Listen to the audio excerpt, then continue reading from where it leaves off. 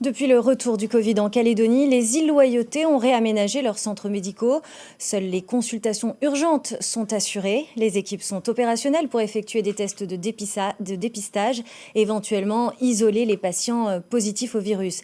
À ce stade, rien à signaler, mais la suspension des vols entraîne un manque de personnel soignant. Voyez ce reportage de Clarisse Watoué et Tcharaouiane. L'accès au centre médical de Wé est désormais limité. Premier passage, la zone de tri. Quand le patient arrive, manugel, un masque et les questions. Après, ils sont orientés. Oui, ils sont orientés. Il y a d'autres collègues qui sont là. Consultation, test Covid, salle de soins ou sage-femme. Elisa oriente les patients vers le service concerné. Le poste médical avancé Covid, c'est ici que les tests de dépistage sont effectués. S'il y a besoin de faire le test, c'est dedans. C'est ici, hein? Voilà. Les tests ici. Du coup, il y a les tests, voilà, ils ont tout aménagé. Il y a le frigo qui est derrière. Et puis, s'il y a besoin d'hospitaliser des patients, ça sera dans les salles derrière. Ça sera dans les chambres. Une dizaine de tests ont été effectués depuis lundi. Les 7 réalisés à temps pour partir en vol ont été analysés et sont négatifs. Donc on attend les résultats de ceux partis avec le vol d'hier. Donc il y en aura à nouveau 7. Les analyses sont en cours. L'annulation des vols pose problème dans la gestion de cette crise.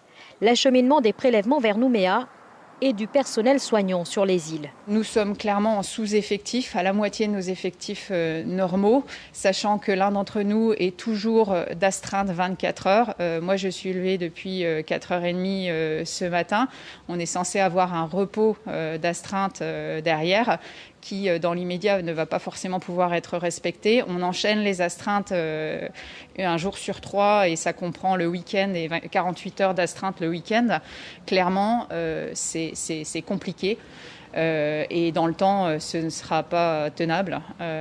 Donc on attend avec grande impatience le feu vert et le retour de nos collègues bloqués sur Nouméa. En tant que directrice de la DACA, c'est la collectivité provinciale, nous espérons vraiment la mise en place du pont aérien pour pouvoir acheminer nos personnels soignants, notamment médecins, pour pouvoir venir prêter main forte aux équipes qui sont déjà sur place et qui fonctionnent vraiment à basse régime, et en plus dans le cadre de la prise en charge générale.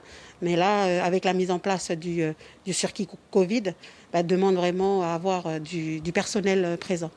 Les îles sont aussi confrontées à un autre problème, la propagation de fausses informations.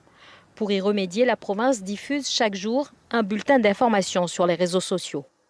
À ces gens qui mettent n'importe quoi sur les réseaux sociaux, c'est d'être à l'écoute des informations officielles, c'est-à-dire les informations qui nous viennent de la DAS de la Nouvelle-Calédonie et qui nous viennent également en fait des provinces. Toutes les informations concernant les résultats des tests qui sont effectués, que ce soit aux îles ou ailleurs, c'est la DAS qui le communique et nous le communiquons. Si aucun cas n'a été détecté en province des îles, il faut arrêter de faire circuler des fausses informations. Pour rappel, à ce jour, il n'y a aucun cas confirmé de Covid-19 sur les îles Loyauté. On les a massivement achetés l'année dernière.